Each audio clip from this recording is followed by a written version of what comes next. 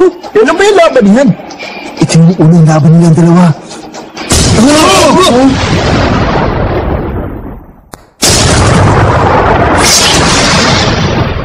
Natapos ang laban sa second round. 1 minute and 12 seconds. Bakit pinapakita yan? Panira naman ng mood. Bad trip naman yung video nyo! Teka, paano mananalo si dati dyan?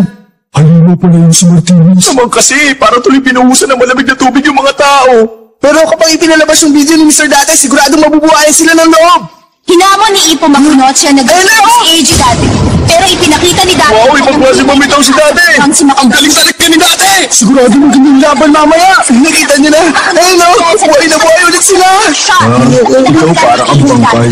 Pero iba pa rin experience na nakuha na Ricardo sa 7 taon ng pagiging champion. Ito na ang Galing nga rito si Tanda. Pero, But wait, there's more.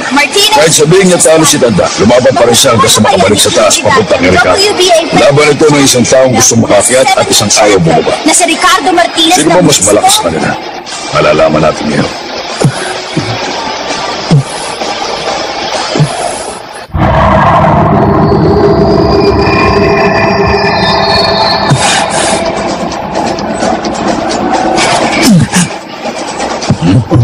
Uy, Ibo! Ano nangyari doon? Nag-join din?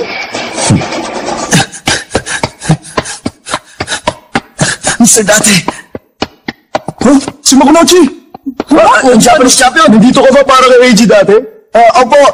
Excuse me, makikilala po! Siya yung anak ni Mr. Dati.